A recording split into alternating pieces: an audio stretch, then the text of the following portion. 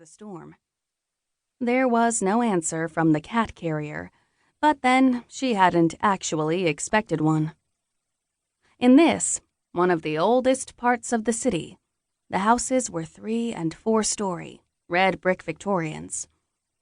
Too large to remain single-family dwellings in a time of rising energy prices. Most had been hacked up into flats. The first 2 houses up from the corner were of this type.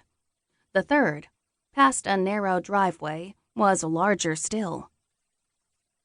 Squinting in the dark, water pouring off her hair and into her eyes, Claire struggled to make out the words on the sign. She was fairly certain there were words. There didn't seem to be much point in a sign if there weren't.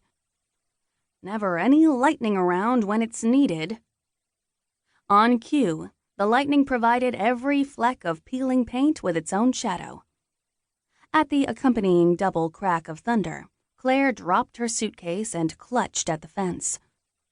She let go a moment later when it occurred to her that holding an iron rod, even a rusty one, wasn't exactly smart under the circumstances.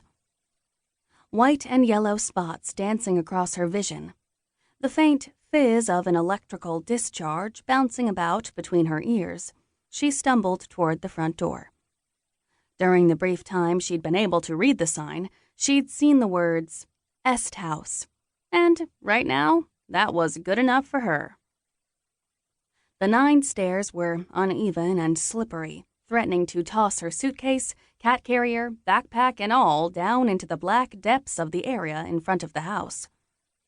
When she slid into the railing and it bowed dangerously, she refused to consider it an omen. From the unsheltered porch, she could see neither knocker nor bell, but considering the night and the weather, that meant very little. There could have been a plaque warning travelers to "Abandon hope, all ye who enter here," and she wouldn't have seen it, or paid any attention to it if it meant getting out of the storm. A light shone dimly through the transom. Holding her suitcase against the bricks with her knee, she tried the door. It was unlocked. Another time, she might have appreciated the drama of the moment more and pushed the heavy door open slowly, the sound of shrieking hinges accompanied by ominous music. As it was, she shoved it again, threw herself and her baggage inside, and kicked it closed. At first, the silence came as a welcome relief from the storm, but after a moment of it settling around her, thick and cloying, Claire found she needed to fill it. She felt as though she were being covered in the cheap syrup left on the tables at family restaurants. "Hello? Is anybody here?" Although her voice had never been described as either timid or tentative, it made less than no impact on the silence. Lacking anywhere more constructive to go, the words bounced painfully around inside her head, birthing a sudden, throbbing headache. Carefully setting the cat carrier down beyond the small lake she'd created on the scuffed hardwood floor, she turned to face the counter that divided the entry into a lobby and what looked like a small office, although the light was so bad she couldn't be sure. On the counter, a brass bell waited in solitary, tarnished splendor. Feeling somewhat like Alice in Wonderland, Claire pushed her streaming hair back off her face and smacked the plunger down into the bell.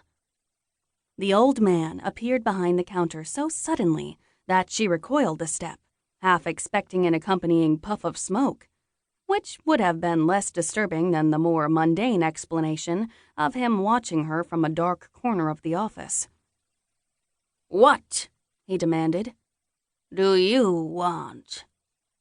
"What do I want?" "I asked you first." Which was true enough.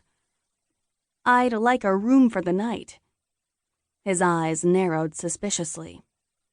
"That all?" "What else is there?" "Breakfast." Claire had never been challenged to breakfast before. "If it's included, breakfast is fine." Another time, she might have managed a more spirited response. Then she remembered.